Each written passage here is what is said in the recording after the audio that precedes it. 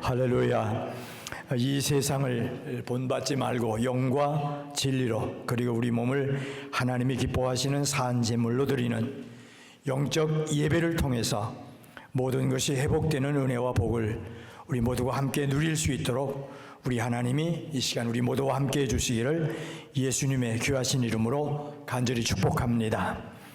한때 중국 원주민촌에서 인력거를 타고 들어가서 선교 사역을 했던 보다 스미스라고 하는 분의 자서전이 있습니다. 집에 가서 말하라. 재밌어요. 집에 가서 말하라. 책 제목입니다. 근데 거기에 이분의 경험 중에 이런 일화가 있습니다. 중국 그 원주민촌의 생활 여건이 얼마나 열악한지 모른다 그래요.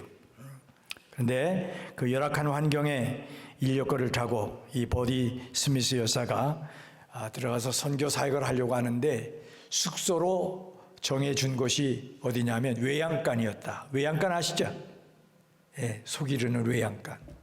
그래서 그 외양간이 자기 이제 숙소에 잠자는 처소가 된 거죠. 여러분, 거기 가서 생활하게 되었으니 생각해 보세요. 여러분들 파리 때가 얼마나 극성을 부렸겠는가. 우리 어린 시절은 저는 생각나요. 시골에서 살 때 어린애들 잠잘 때 보면 파리 때가 어때요? 얼마나 이 눈이 여기 모여드는지 몰라요. 얼마나 귀찮게 구는지. 파리를 쫓아줘야 됐죠. 밥을 먹으려고 하면 밥에 파리가 새까맣게 몰려오잖아요. 앉잖아요. 똑같은 거예요. 예. 이 보디 스미스가 여사가 이제 보다 스미스 여사가 가서 사역을 하는데 외양간에 숙소를 정해놓고 거기서 밥을 먹고 자려고 하니까 이 파리떼 때문에 도대체 밥을 먹을 수가 없고 또 이 파리 때문에 잠을 이룰 수가 없는 거예요. 견디다 못해서 이 문제로 하나님 앞에 기도를 하게 됐습니다. 기도의 내용이 이런 거예요. 잘 들어서 이 기도의 내용이 참 중요해요. 하나님, 저는 하나님의 응석받이 어린아이입니다. 저는 하나님의 응석받이 어린아이입니다. 저는 일생 동안 화려한 집에서 살며 맛있는 음식에 길들여져 있습니다. 그러나 지금 이렇게 파리떼가 덮여있는 음식은, 그러니 지금 이렇게 파리떼가 덮여있는 음식을 내가 먹을 수가 있겠습니까? 하나님은 그 옛날 한마디 말씀으로 애굽의 파리떼를 일으키시고 또 물러가게 하셨습니다. 옛날이나 오늘이나 한결같으신 하나님, 내가 두 가지를 구하오니 그 가운데 하나를 반드시 들어주십시오.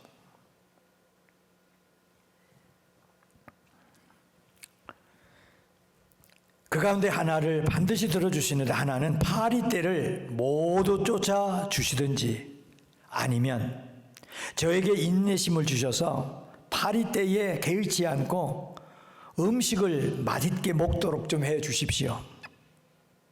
그런 경우 파리가 전염시키는 세균에 대해서는 주님께서 책임을 져 주셔야 합니다.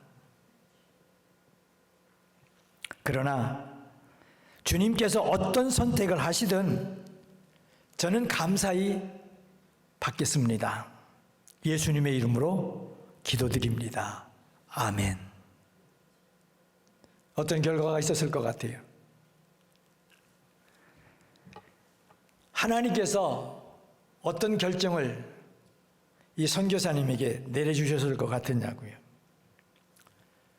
이 선교사님은 이렇게 자서전에 쓰고 있습니다. 그 외양간에는 파리가 한 마리도 보이지 않았습니다. 덕분에 나는 그것에서 말씀을 증거하고 가르칠 수 있었죠. 이것이 이적이 아니고 무엇이겠어요? 글쎄. 오늘도 옛날과 다름없이 우리의 기도를 들으시는 하나님 믿으십니까? 중요한 것은 뭐냐? 정말 순전한 마음으로 우리가 하나님께 다가가느냐는 거예요. 영과 진리로 예배하는 자를 하나님은 찾으신다. 제가 어렵게 말씀을 쭉 드려왔어요. 사실 간단하게 얘기를 하면 그게 뭔지 아세요? 순전한 마음으로 하나님 앞에 다가가는 예배. 오늘도 우리 예배 중에 함께 하시는 살아계신 하나님, 그 하나님은 그렇게 순전한 마음으로 다가와서 예배 드리는 그 사람의 마음에 어떻게 해요? 다가오시고 터치해 주시고 만져주신다는 거예요. 예배가 회복이 되어야 합니다. 예배는 우리가 모여서 한 자리에서 드리는 회중 예배 있다고 말씀드렸어요. 그러나 각자의 주어진 삶의 현장으로 돌아가서 삶으로 드리는 삶의 예배, 생활 예배도 있다고 말씀을 드렸습니다. 그래서 바울 사도는 삶의 예배, 이 생활 예배가 얼마나 중요한지 로마서 12장 1절에서 이렇게 말씀해 주었습니다. 그러므로 형제들아, 내가 하나님의 모든 자비하심으로 너희를 권하노니 너희 몸을 하나님이 기뻐하시는 거룩한 산 제물로 드리라. 이는 너희가 드릴 영적 예배니라. 너희 몸을 하나님이 기뻐하시는 거룩한 산 제물로 드리라. 삶의 예배가 있어야 한다, 그런 말씀이에요. 그러나 중요한 것은 영과 진리로 예배를 하든 생활로 예배를 하든 가장 중요한 것은 무엇이냐? 우리가 순전한 마음으로 하나님 앞에 다가가야 한다는 거예요. 순전한 믿음.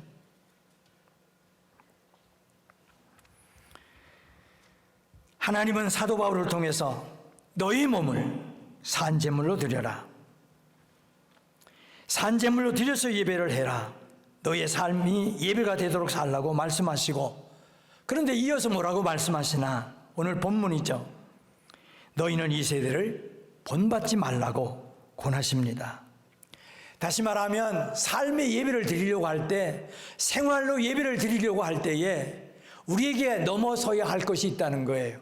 그것은 무엇이냐 하면 우리가 늘 부딪혀야 하는 세대라는 거예요. 이 시대가 있다는 거예요. 시대의 흐름이 있다는 거죠.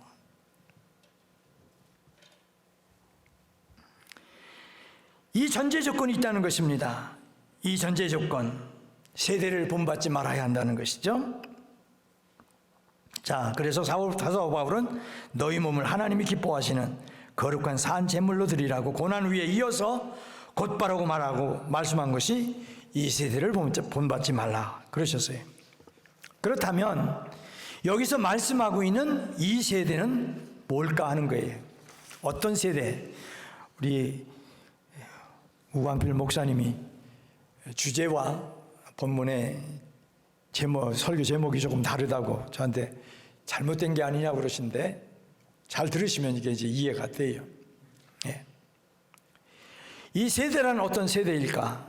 이것을 바로 이해를 해야 합니다. 우리의 말로는 세대 또는 세상을 그저 섞어서 한 단어, 시대도 마찬가지예요. 한 것으로 섞어서 사용하지만 헬라어로 보면은 세대와 세상, 시대라는 말이 달라요.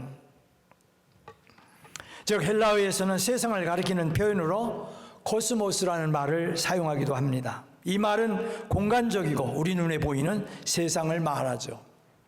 꽃과 나무, 숲과 산, 달과 해, 별, 우주, 지구, 이 모든 거 우리 눈에 보여요. 이것을 일컬어서 뭐라고 말하나? 코스모스라고 그래요. 한번 따라해서 보실까요? 코스모스. 코스모스. 한들 피어있는 코스모스가 아니에요. 그게 아니고, 예. 헬라어로 코스모스라고 할 때 그 코스모스가 의미하는 것은 뭐냐면 눈에 보이는 세상, 그냥 만물을 얘기를 하는 거예요. 나무에, 꽃에 죄가 있어요? 죄가 없어요. 죄가 없는 세상이에요. 그렇죠?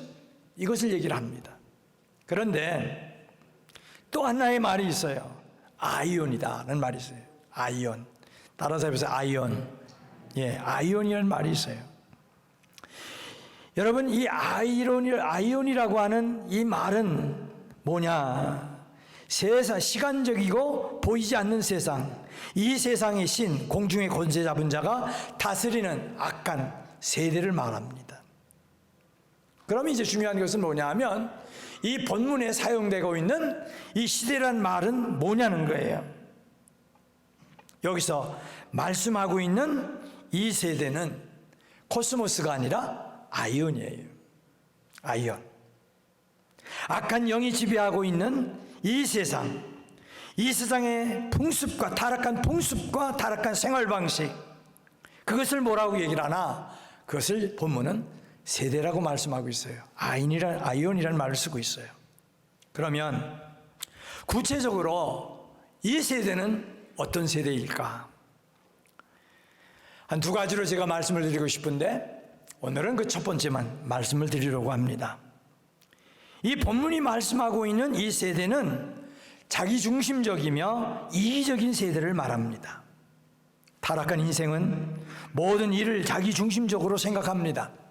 아니, 하와에게 사단이 찾아와서 넣어줬던 말이 뭐냐, 유혹의 말이 뭐냐 하면 자기 중심으로 생각하도록 만든 거예요. 하나님을 중심으로 생각하도록 만드는 것이 아니었잖아요. 그러니까 사단이 주는 사고라는가 생각은 항상 뭐예요? 나 중심적이에요. 자기 중심적입니다. 그리고 지극히 이기적으로 행동하게 합니다. 그래서 누군가를 만날 때도 이 사람이 도대체 내게 얼마나 도움이 될까를 항상 생각하고 계산합니다. 우리에게 그런 것이 있잖아요. 이 사람을 만나서 도움이 될까 안 될까, 유익할까 손해가 될까, 따집니까 안 따집니까, 그런 생각이 있어요. 어떤 일을 결정할 때도 상대방이 받을 아픔과 상처와 고통과 손해보다는 이 사람이 내게 얼마나 유익이 될까, 사귈 가치가 있을까를 항상 먼저 생각합니다. 이게 뭐냐? 자기중심적이에요. 이게 뭐냐? 이기적인 마음입니다. 성경을 보면 예수님을 따랐던 제자들 역시 하나님의 나라를 먼저 생각하기보다는 누가 높은 자리에 오를 수 있을까, 이것을 놓고 서로 다투었잖아요. 무슨 말씀이냐?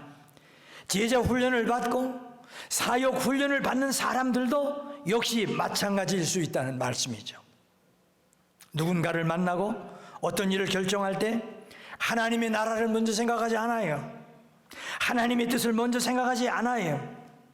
하나님이 주시는 비전이 무엇인가를 먼저 생각하기보다는 내가 얻을 수 있는 것이 뭘까? 내게 보탬이 될까? 내가 누릴 수 있는 것이 뭐가 있나? 이런 것들을 먼저 생각하고 따지고 계산합니다. 이렇게 모든 일을 자기중심적으로 생각하고 이기적으로 추구하는 것이 뭐냐? 이 세상의 가치고 이 세상의 문화입니다.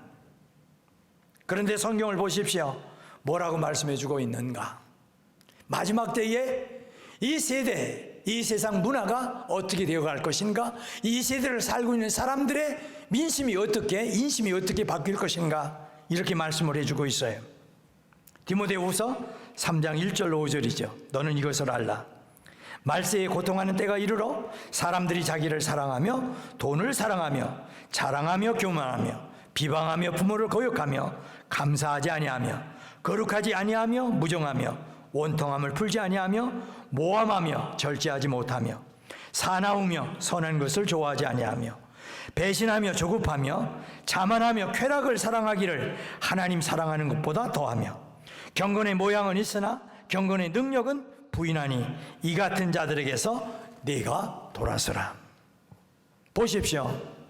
너희는 이것을 알라. 말세에 고통하는 때가 이르면 사람들이 자기를 사랑하게 된다고 그랬어요. 돈을 사랑하고 자랑하게 급급한다고 말씀하고 있어요. 아주 똑똑하고 분명하게 우리에게 말씀해 주고 있어요. 또 베드로후서 3장 3절은 먼저 이것을 알지니 말세에 조롱하는 자들이 와서 자기의 정욕을 따라 행하며, 그렇게 말씀해 주고 있어요. 여러분, 자기 사랑, 돈 사랑, 자기 자랑, 자기 정욕, 이들 모두가 뭐냐? 자기 중심적이고 이기적 성향의 결과들, 열매들이잖아요.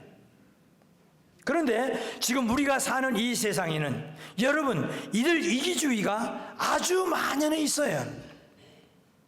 얼마나 극성을 부리고 있는지 몰라요. 양보도 없습니다. 가끔씩 가다가 운전을 하면서 제가 경험하는 거예요. 야, 옛날에는 안 그랬어요. 그런데 점점 험해져요. 틈을 주지 않고 파고들어요. 여유가 없어졌어요. 야, 세상 사람, 세상 인심이 이렇게 험해져 가는구나, 그런 생각을 종종 하고는 합니다. 여러분, 집단 이기주의, 우리가 많이 경험하는 거잖아요. 교회들도 마찬가지잖아요. 우리 교회, 내 교회. 다른 교회가 어떻게 되든 상관하지 않아요. 다른 목회자들이 어떻게 상처를 받는지를 생각하지 않아요. 그냥 내 교회가 붕대는 거기에만 치중하는 오늘이잖아요.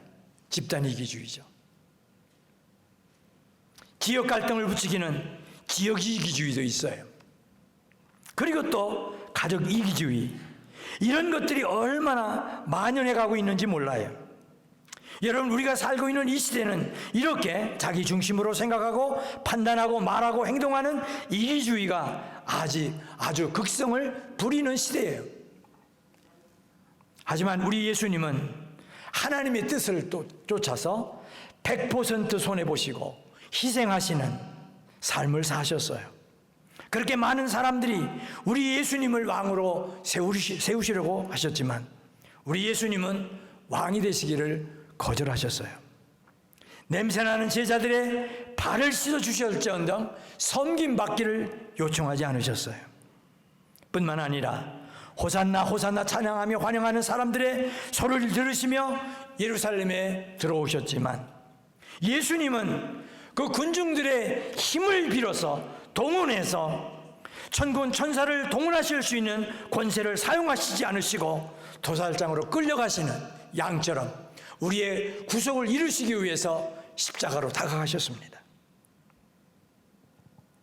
사람들이 예수님의 옷을 벗기고 그 옷을 제비 뽑아 나눠 가지면서 예수님의 얼굴에 침을 뱉고 뺨을 때리며 온갖 조롱을 다했지만 우리 예수님은 아무 대거리를 하지 않으셨어요. 어제 새벽에 오늘 이 말씀을 묵상하다가 제가 너무 힘들었어요. 이 말씀을 묵상하는데 가만히 생각해 보니까 우리 주님은 나의 구원을 위해서 실 오락이 하나까지도 다 버리셨구나, 다 내려놓으셨구나. 우리가 십자가에 계신 예수님의 그림을 보면 예수님이 마지막 부끄러운 부분을 가리고 있는 것처럼 표현되고 있잖아요. 아니에요. 그것조차도 우리 예수님은 벗으셨어요. 다 내놓으신 거예요. 여러분과 저의 구원을 위해서 부끄러움을 당하시되 실오라기 하나까지도 다 내려놓으실 정도로 우리 주님은 그렇게 낮아지셨고 우리 주님은 그렇게 부끄러움을 철저하게 당하셨어요. 우리 예수님은 십자가에 달리셔서 심한 고통 가운데 계실 때에 지나가는 사람들이 비난하고 얼마나 조롱했는지 몰라요. 내가 유대인의 왕이냐? 그렇다면 그 십자가 위에서 내려와 보거라. 왜 다른 사람들은 구원하면서 너 스스로 구원하지 못하는 거야? 이렇게 지나가는 사람들이 비난과 조롱을 쏟아낼 때도 우리 예수님은 입을 열지 않으시고 내려오지 않으셨어요. 여러분, 이런 예수님의 모습을 보면 정말 예수님은 우리의 입장에서 보면 예수님은 정말 바보 같으셨어요. 얼마나 바보 같으셨는지 몰라요. 그 예수님에게 능력이 있으셨어요. 능력이 있으셨음에도 불구하고 우리 예수님은 철저하게 바보셨어요. 예수님은 오늘 사는 사람들의 탐욕에 가득 찬 눈으로 바라보면 정말 예수님은 바보셨어요. 정말 바보처럼 사셨습니다. 정말 바보처럼 자기의 자존심을 예수님은 다 내려놓으셨어요. 오직 순종하시며 희생하시며 섬기는 자로 예수님은 살아가셨어요. 그런데 지난날 제가 제자훈련 사역훈련을 통해서 확인하고 그리고 힘들어했던 것은 뭘까? 다는 아니지만 너무도 많은 사람들이 훈련과는 상관이 없는 길을 가려고 하는 사람들이 너무 많다는 거예요. 제자훈련을 받으면, 사역훈련을 받으면 내가 이렇게 되겠지, 이런 위치에 가겠지, 이런 데 자꾸만 관심을 가지는 거예요. 예수님 때문에 인기 얻고, 예수님 때문에 인정받고, 예수님 때문에 높임받고, 예수님 때문에 출세하고, 예수님 때문에 복받고, 예수님 때문에 잘되기를 원하면서도 예수님 때문에 손해보고, 예수님 때문에 희생하고, 예수님 때문에 섬기고, 예수님 때문에 고난을 당하고, 예수님 때문에 기꺼이 십자가를 지겠다는 사람은 정말 찾아보기가 힘든다는 거예요. 그래서 예수님은 탐욕에 가득한 현대인의 눈으로 보면 정말 예수님은 바보 같은 인생을 사셨습니다. 평생을 그리스도의 사랑으로 가난한 사람들을 섬겼던 한국의 장기려 박사님이라는 분이 계시죠. 이분에게 얽힌 이런 이야기가 있더라고요. 어느 해 정초에 그분의 집에 머물고 있던 제자들 몇몇이 일어나서 세배를 드리러 내려와서 세배를 드렸다고 합니다. 세배를 받으신 이 장 박사님께서 이 덕담을 제자들에게 이렇게 하셨다고 그래요. 새해에는 자네들도 좀 나처럼 살아보게. 그런데 그런 장 박사님의 덕담을 들은 제자들 가운데 한 제자가 이렇게 반응했다고 합니다. 언제나 어디에나 이런 한 사람은 꼭 있죠. 예. 이렇게 대답을 했다고 그래요. 선생님처럼 살면 선생님처럼 바보 되게 해요.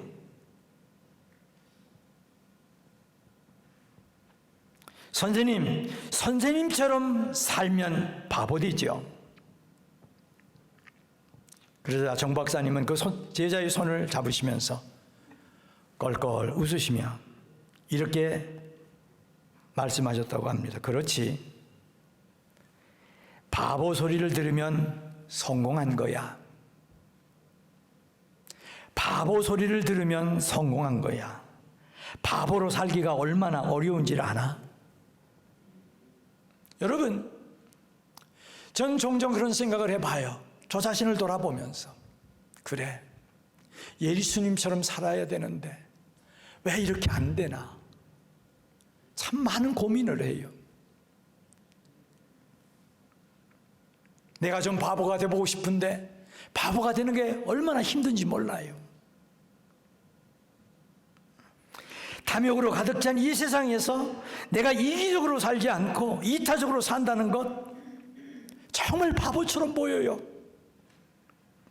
하지만 여러분과 저는 예수님의 제자이기 때문에, 예수님의 사람들이기 때문에 부족해도 모자라도, 아니 그렇게 살아가기 힘든다고 해도 흉내라도 좀 내야 되지 않겠나, 그런 생각을 할 때가 참 많아요. 물론 저와 여러분은 뱀처럼 지혜로워야 하지만, 여러분, 예수 믿는 사람들은 좀 바보처럼 살 수 있어야 돼요. 손해볼 수 있어야 합니다.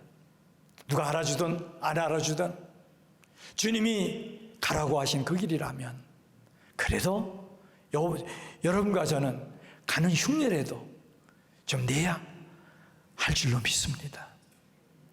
모양이라도 내야 되는 거예요. 말로는 쉬워요. 바보처럼 산다는 것이. 그러나 실제로 보면은 쉽지 않아요. 그러면 여러분, 바보처럼 사는 것이 왜 쉽지 않을까? 그것은 우리 안에 아주 완전 타락한 악한 죄성이 아직도 있기 때문에 그래요. 이 세상에서 예수님처럼 사는 것이 쉽지 않은 것이 다른 이유는 아니에요. 여러분과 저의 속에 있는 완전한 악한 죄성, 이것이 아직도 웅크리고 있기 때문에 시시때때로 이것이 자꾸만 들고 일어나는 거예요. 그러므로 우리가 이렇게 자기중심적이고 이적인 세상 속에서 내 중심이 아닌 이타적인 삶, 섬김을 받기보다는 섬기는 사람으로 살아가려고 하면 어떻게 해야 하나? 다른 방법이 없어요. 내가 부족하기 때문에, 내가 연약하기 때문에 해야 되는 것이 한 가지가 있는데 그것이 뭐냐? 무릎 꿇는 거예요. 우리 예수님은 죄 없으신 분이셨지만 자신을 부인하시기 위해서 겟세마네 동산에서 기도하셨어요. 여러분, 우리 예수님이 어떻게 기도하셨나? 여러분이 잘 아시잖아요. 예수님이 어떻게 기도하셨나? 너무나도 잘 알고 계시잖아요. 마태복음 26장 39절이죠. 내 아버지여, 만일 할만하시거든 이 잔을 내게서 지나가게 하옵소서. 그러나 나의 원대로 마시옵고 아버지의 원대로 하옵소서. 육신을 가지고 계셨던 우리 예수님의 생각은 고난을 피하고 싶으셨어요. 육신을 가지셨기 때문에. 십자가의 고난이 얼마나 처참하다는 것 우리 주님 아셨어요. 사람들로부터 이 비난과 조롱을 받고 채찍에 맞고 못박힘을 당하고 벌거벗김을 당하는 것 얼마나 수치스러운 일인지를 주님은 아셨어요. 싫으셨어요. 그러나 내 생각을 내려놓고 내 뜻을 내려놓고 아버지의 뜻에 순종할 수 있도록 해달라고 우리 주님은 기도하셨어요. 얼마나 간절하게 기도하셨는지 여러분, 모세의 혈관이 터져서 피가 몸 밖으로 스며 나올 정도로 그렇게 기도하셨다고 하나님의 말씀은 여러분과 저에게 증언하고 계시잖아요. 여러분 한번 생각해 보십시오. 죄가 없으신 예수님도 내 생각과 내 뜻을 내려놓고 하나님의 뜻을 따르기 위해서 자기를 부인하는 기도를 드리기가 이렇게 어려웠다면 죄성으로 충만한 우리들이, 타락한 죄성을 가진 우리들이 한 번의 큐티와 그저 어쩌다가 한번 나와서 드리는 기도, 다짐만을 가지고 여러분, 내 생각과 내 뜻을 내려놓고 내 자신을 부인하며 살 수가 있을까? 아니요, 그렇지 않습니다. 그러므로 여러분, 하루 한 날이 중요한 것이 아니라 오랜 동안 여러 날 주님 앞에 무릎을 꿇는 시간이 여러분과 저에게 필요한 거예요. 뭔가를 달라는 기도보다는, 뭔가를 달라고 하는 그 기도보다는 하나님, 오늘도 내 생각과 내 뜻을 내려놓고 나를 부인하고 예수님을 따르는 내가 되게 해 주십시오. 세상을 바라보고 세상을 쫓아가고 싶은 그 욕망 때문에 이것을 이루어달라고 하는 것이 아니라 나를 내려놓고 세상이 어떻게 돌아가든지 그 바라보지 않고 십자가 지고 내가 예수님을 따르겠다고 하는 이 결단을 내가 가지도록 해달라는 이 기도가 여러분과 저에게 필요한 줄로 믿습니다. 사도 바울을 보십시오. 그는 이렇게 고백했습니다. 나는 날마다 죽노라. 나는 날마다 죽노라. 한번 따라해 보실까요? 나는 날마다 죽노라. 여러분, 저는 바울 사도의 고백을 대할 때마다 내 마음에 늘 자책을 가져요. 왜 그러냐 하면 그래도 한 번 죽는 것은 어떻게 해요? 한 번 참는 것은 어떻게 할 수가 있겠더라고요. 아니, 2번까지도 3번까지도 할 수가 있어요. 근데 2-3번 자꾸만 되면 나도 모르게 내 눈이 찡그러져요. 내 얼굴이 찡그러져요. 제 아내가 하는 말이 있어요. 그런 저를 너무 잘 알기가, 어디 가든 무슨 나를 툭 치면서 여보 얼굴 펴 그런다고요. 얼굴 펴. 표현이 되잖아요. 한두 번 죽는 것 그런 데를 할 수 있지요. 그러나 날마다 죽는다는 것, 이것은 결코 쉬운 일이 아니잖아요. 여러분, 사도 바울은 날마다 자기가 죽기 위해서 자기를 쳐서 십자가 앞에 복종시켰어요. 그런 끊임없는 삶이 있었기 때문에 내 중심의 삶이 아닌 이타적인 삶을 살고 섬기는 사람으로서의 삶을 살 수 있었던 것이죠. 사랑하는 여러분, 오늘 여러분과 제가 살고 있는 이 세대는 자기를 사랑하는 자기 중심적이고 이기적인 세대입니다. 제가 이런 말씀을 나누면서 늘 가슴이 찢어지고 아픈 것이 있어요. 다른 사람의 말로 듣지 마세요. 이 말씀은 오늘 이 시간 내게 주시는 말씀으로 들으시고 이 말씀 앞에 자신을 쳐서 내려놓으세요. 그리고 좀 더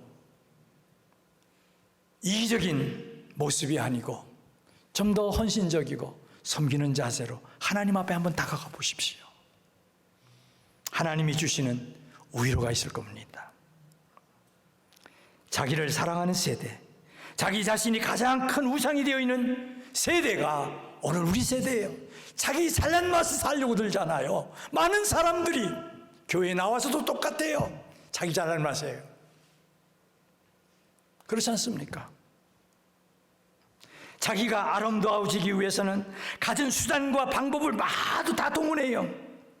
기도하고 그러나 말씀 나누고 섬기는 일을 위한 시간은 없다고 손살이 치면서 도망가잖아요.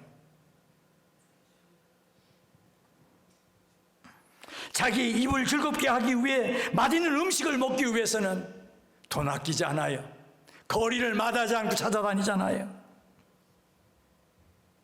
그러면서도 주님을 위해서 좀 헌신하자고, 좀 섬기자고 다가가면 나 몰라라 다들 도망가잖아요.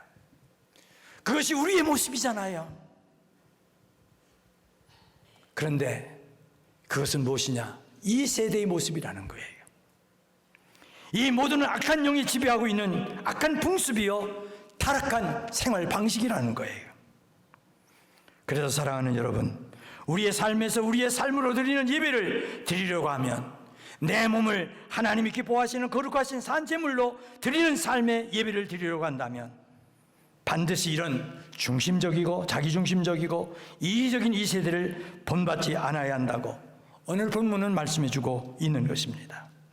그러므로 여러분과 제가 이런 이 세대를 본받으면 절대로 영과 진리로 예배할 수 없고 자신의 몸을 산제물로 드리는 삶의 현장에서 드리는 삶의 예배를 드릴 수가 없어요. 자, 우리가 살고 있는 이 시대가 얼마나 자기중심적이고 이기적인가를 함께 확인했습니다. 이제 이 시대를 본받지 말고 하나님이 기뻐하시고 온전히 여기시는 뜻이 무엇인지를 분별하는 자리로 함께 나가실 수 있기를 우리 주 예수 그리스도의 이름으로 간절히 축복합니다.